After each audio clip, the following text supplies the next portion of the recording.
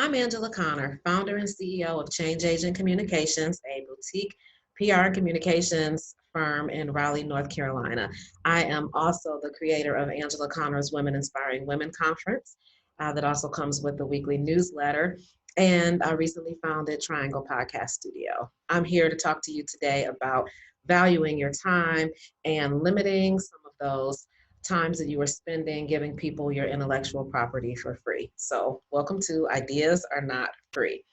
What we're going to do is I'm going to talk you through a document that I put together sort of as an intro, just some background, and then we're going to move on to a PowerPoint deck that has some very explicit and specific examples of how you can combat the people who do come to you expecting all of your knowledge and expertise for free, especially when that may be something that you're paid to do, or if it's how you make your living. Many people don't even know that this is offensive, so it's up to us to educate them. So let's move on.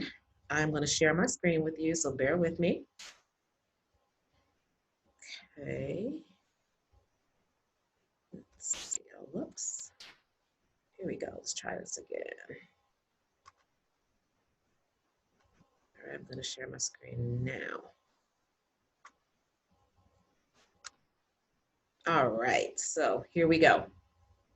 This is a cartoon that I'd love to just go through quickly. I thought that this really summed things up very well.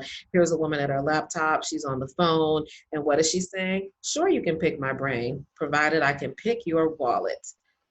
That may have made you chuckle, but there's a lot of truth to that because, again, lots of people want to pick my brain, and I'm sure that they want to pick yours or have picked it extensively, which is why you're here. Here's a pro tip. Don't be so quick to transfer your knowledge to someone else. Let's think about that. So ideas aren't free. When people ask to pick your brain, that's what they're seeking. Free ideas and advice based on your knowledge, your experience, your expertise, the years you spent doing all of the things that have given you that insight, that knowledge, that know-how that you can just dole out relatively quickly and maybe without giving much thought. That is what they're seeking. There's a cost to that. And we're going to focus on that. You are essentially giving away your intellectual property for free. And I do want you to think of what it is that you're giving away as intellectual property. And you have to protect that. It's not just free to anyone and everyone. They can go on to do great things with that advice, and then you get nothing from that. So you want to value yourself and understand the value that you bring. It's not fair to you, and it's not fair to those who do pay you for that knowledge and expertise. So if you're a consultant, or if you have your own company and you're consistently paid for your knowledge and what you know, and you help people create business plans or communications plans or help them strategize on mergers and acquisitions, if you're paid for that, you shouldn't give that away for free. Now you're here because you've done this. You may still do it. Don't feel bad. You just want a little bit of assistance, reining it in and having those discussions with people that helps you rein it in. And I'm going to help you with that. Someone will ask to pick your brain if they haven't. Maybe you're being a little proactive and you're here just to determine how you're going to deal with that. And I'm going to help you too. But what I've learned is this type of request makes people feel used. And especially if you go to meet someone and you learn that all they wanted from you was everything in your brain. They sometimes mask it over dinner or lunch or coffee, but is that a legit trade-off? I mean, I think that what I have up here is it's worth more than a cup of coffee. And I'm sure that it's worth more than that for you as well. So throughout this session, I cannot promise to give you the courage to step out and reply in some of the ways I'm going to share, but I can give you the words, and I'm going to give you those words. Now, one way some of the savviest people do their brain picking is very blatant.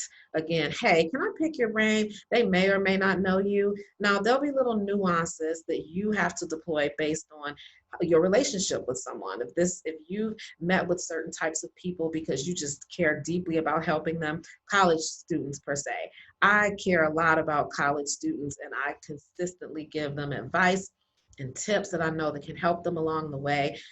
Maybe you care about people in running nonprofits, or maybe entry level workers in a specific industry or field that you like to help. In no way am I saying don't do those types of things. You and only you can figure out where the line is drawn, but there is a line and you have to deal with that.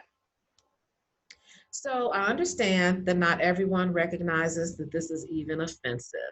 This is where I'm going to talk a little bit later about explaining the why, because there's an education piece you might have to do when people don't get that what they're doing is offensive to you. You have to play it by ear, but again, you do have to educate them so that they know, or they're just going to keep on doing it. Now, some people live by it. They live to pick people's brains and get as much free info as they possibly can, and it'll be a little bit easier to deal with those people. But when you're not sure if the person really knows what they're doing is offensive, I think you owe it to them to give them a little bit of insight, and I'm going to help you do that. So my goal today is to give you some responses, provide a framework to help shape or tailor your own. You will be able to cut and paste what I provide and send it off in an email, use it as a script, say it verbally. You will be able to do that. But I also want to encourage you to incorporate some of your own language, because sometimes you just need to make a few tweaks, and that's okay. So I'm going to stop sharing that, and what's going to happen next is we're going to transition to more of a PowerPoint, and you're going to see those examples and see those sentences that you can just copy and paste and use as you're responding to people who may have either sent you an email or, you know, reached out to you on LinkedIn, because we're seeing more and more of that. I mean, I don't know about you, but I see a lot of that. People want to meet, they want to pick your brain, they want your ideas on X, Y, or Z. So sometimes you can use those responses on that platform as well. Okay, so let's start sharing again. I'm going to take you over to the PowerPoint, and I'm going to start it from the beginning here. We'll go in the full screen. Let's see. Doing this stuff publicly is really not the best, you know? Okay, we've got our little fancy schmancy transitions here. So let's go. Just reminding you where you are. Ideas aren't free. Effective responses for requests to pick your brain. Here's that cartoon again. Take another look at it. It's a little up close now. Sure, you can pick my brain, provided I can pick your wallet. Do not forget about the value that you bring to the table. That is what this is about. Now, here's a couple guiding principles. I have guiding principles for everything. I always like to start there, because as you move on in any process, it's always good to go back. You might think, well, why am I here? Wait, what am I doing? And guiding principles give you that. So here are mine for you. Use clear, direct language when you're crafting these responses. You will see that all of the responses I'm going to share with you today are clear and direct. Explain the why.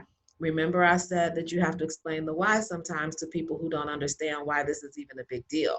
Like, I don't understand. I just want to meet and talk with you. I don't get it. What's the big deal? Well, you're going to have to explain the why. Set expectations. Let people know, hey, there may be some instances where you are going to meet with them, but you're not going to participate in a brain picking session. So set the expectations and offer an alternative. You might want to meet or hang out with this person. So maybe you say, we can get together, but we can talk about X, Y, or Z. Or you don't even meet in person. You say, hey, I've got 15 minutes to jump on a phone call with you. Offering an alternative. Those are some of the guiding principles when you are working on these responses. So let's delve right into some actual examples. But again, these can be used by you. All right, clear and direct language. Here's an example. There's such a thin line between someone picking my brain and me providing advice and counsel, which I'm typically paid to do, that I tend to steer clear from these types of meetups. So what you've done here is you have stated that I tend to steer clear from these. So even though you've asked me for this, my personal policy here is that I typically don't do this. And I'm also telling you why.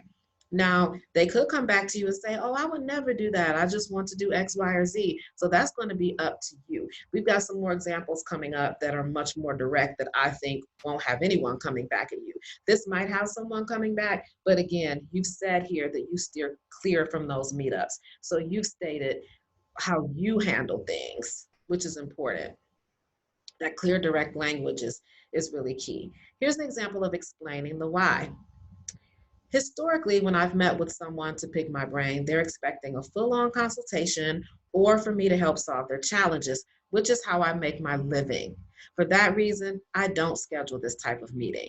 So what you've done here is said, sorry, I don't do this. So if you go back to the first one, you're basically saying you typically don't, you steer clear. Steer clear is a little, it has some ambiguity there where you still might do it, but here you're saying, I don't schedule this type of meeting. Again, that direct language, but you've explained the why. The why here is because when I've done this in the past and I have a history of it, hence the word historically, this is what people want from me. And this is how I get paid. So because this is how I get paid, I cannot do this. Let's move on to another one. Setting expectations. I have yet to have a positive experience when someone asks this of me. So tell me specifically what it is you're seeking so I can make the best decision. You haven't said yes or no. You've said that I need a little bit more information from you to determine if this is something I'm willing to do. So again, you have not committed to anything, but you've put it back on them to be more specific about what they want. And if it's too much, that's going to be revealed to you. They're going to come back. They may say, I really just wanted to chat. I'm having some issues with the client and thought you might have some advice on how I deal with this one issue. That may be fine. You may want to meet with that person. But if they come back with, my business is falling apart and I really need to restructure things, I need a whole new communications plan. And I know that's what you do for clients. And I was hoping you could give me the foundation for a communications plan. No. You can't give someone a foundation for a communications plan for free. So now you know, and you can act accordingly. You said to them, tell me what you want specifically, and I can make the best decision. So setting expectations. Offering an alternative. Now, remember I said that sometimes you do still want to meet with a person. So just kind of like turning the ship on that conversation and putting it in a different direction. If you're interested in actionable advice regarding your business or my thinking on solving a specific challenge, that's a service for which I charge. I'm happy to share my rates with you, or we can keep it simple and just catch up. Simple is a key word there. Let's keep it simple and just catch up. You're my friend. I think you're great. We have a history together, but let's just catch up. Either we're going to catch up or we're going to do this other thing where I said to you that this involves my thinking or you want me to solve a specific challenge. These are not one and the same. So you're almost saying, pick one. Catch up with me as your friend, former colleague, buddy, whatever it is that we are, however you classify that relationship, or go into this other side with me, which is something you're going to have to pay me for. Remember, you can take all of those, copy and paste them, just shoot them out. So some other considerations: respect your intellectual property. Sometimes we don't think of what we have in our heads, our knowledge, our expertise, all of the insights that we've gleaned through the years, through our mistakes, through our accomplishments, through all the accolades that we've gotten. There are years and years of that built up, and you have to respect that. I remember bringing that concept up to someone who was telling me that the work that she's paid to do is something that people consistently ask her to give for free. And as she was explaining it to me, I said, you realize that you're giving them your intellectual property. They don't understand the nuances of that industry. And by you sharing that, they can just take what you told them and run off with it. And she was really upset about that. And so I think by having me give her the characterization of her information as intellectual property, that really helped her. And I later learned that she was on a panel and shared that concept with someone else. So I know that I really affected her and made her understand the value of her intellectual property, so much so that she was sharing it with others. Tactfully introduce your fees. You saw that in one of the examples that I just shared. You say, look, here's what I charge for that, or this is something I typically charge for. You can also get really specific and say, I charge $150 an hour. I charge $250 an hour. If you want to put that number out there, and sometimes you have to, that can weed people out, right? You may have someone who's been very persistent and they're not necessarily picking up on the heavy cues that you're offering, and you need to just cut to the chase with your actual rates. Schedule a very short call instead. You can have a call with someone. They don't necessarily have to have a meeting with you. And then that way you say it's 15 minutes. There's only so much that you can give away during that time, because you're going to need them to give you 5 minutes worth of background for you to even come up with any ideas. So a short 15-minute call, that's something you can offer. Now, adjustments can be made based on relationships. I said this may be a long-time friend.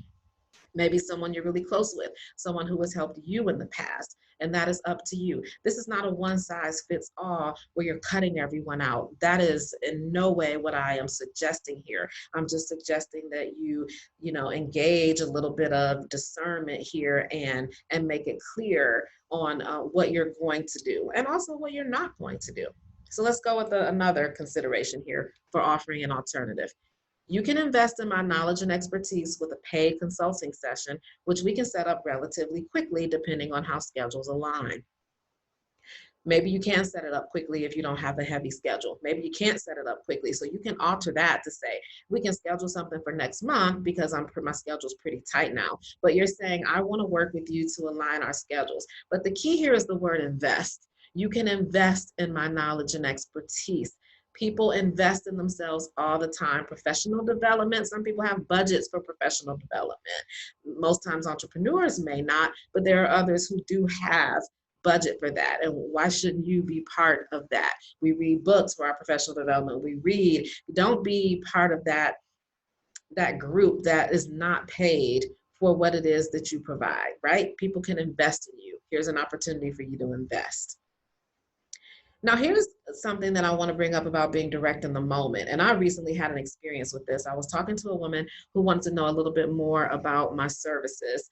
And so we scheduled a call. She started asking me lots and lots of questions about LinkedIn and marketing herself there and some of what she should do. And, because those are the types of things that I just know like this, I was sharing some tips. And I realized that after 3 or 4 responses that I was giving her almost, I wouldn't say a blueprint, but I was giving her some things that she could deploy immediately.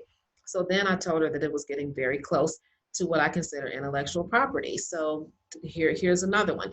This is getting very close to what I consider intellectual property and the information clients pay me for. So I'm going to have to stop here. So I let her know that I had to stop there. And guess what? She respected that. So you can give a little, but I think drawing that line again on where you need to stop because you value your knowledge, your expertise, your intellectual property, and you're not going to simply give it away. It's something that we really need to internalize and understand that no one is deserving of all of that. Again, there are certain people that you have great relationships with. I have people who give me advice and I give them advice. They don't fall into that category. But there are certain people who fall into this category, and I think you probably know who they are. So elements of an effective response. So I just realized I have a typo in the headline there, so sorry about that. We're all human, we all make mistakes, but I'm going to push through anyway. Elements of an effective response. Now you have several that I've given you. Again, they are ready. You can copy and paste them, but if you want to incorporate some of your own language and wording in, just follow these tips. Use clear, direct language. Remember, you want to have as little ambiguity as possible. Explain the why. That's for those people who don't understand that they're being offensive. They don't realize that what they're asking of you crosses a line, especially if you are someone who is an entrepreneur or has your own business. When I worked for other companies, other agencies or newsrooms, mostly agencies, I gave out a lot of advice, would meet with people for coffee, gave tips, but I was also paid for that. But that was part of business development as well. But guess what? I was still going to get a paycheck. It didn't matter if I did that as much as it does now, right? That is how I make my living. So I cannot give people all of that for free. Set expectations. Here's what's going to happen. We're going to have a quick phone call, or we're going to just chat and catch up as friends and not go into all of this unless we're going to talk about being paid. Offer an alternative. There are several alternatives you can offer. Have them at the ready and offer them. Be honest. Be honest about why you can't do this. That goes back to being direct. If you're using clear, direct language, couple that with honesty, you're going to win. You cannot lose when you are just being honest about why you're responding this way. And they may be educated along the way as well. Assert your value. You have to know your value to assert it. And I'm hoping that you do know that what you have is valuable. If you didn't know, I'm telling you, it is. You have the knowledge and expertise that so many people want, so you have to deem that valuable. And don't apologize. You know, women use the word sorry all the time. And, you know, you may be a man listening to this, and I'm glad you're here, but you guys don't typically apologize for things. Women do. Having language about being sorry, it negates everything that comes after that. You're not sorry that you recognize your value. You're not sorry that you want to be paid for what you do. Don't be sorry about that. And that about wraps it up. Here's some information on me, Change Agent Communications, our address here in Raleigh. You can reach me via email, Angela at Change Agent Communications, or even call me. There's my direct line. Again, I hope that you got something very special from this in terms of recognizing how special you are. So I'm going to stop sharing the screen here and just come back. And again, I want to thank you for being here and for investing in my knowledge and expertise. And if there's any way that I can help you further, again, feel free to send me an email. If you came up with a question you felt like I didn't necessarily cover here, just shoot me an email and I'll respond. But know your value, you know, stop giving away your intellectual property for free and start today. I gave you the words. Maybe I even gave you the courage. If you need a pep talk, I can give you that too. But again, thanks for being here, and I am going to end it here. I'm Angela Connor of Change Agent Communications. Take care.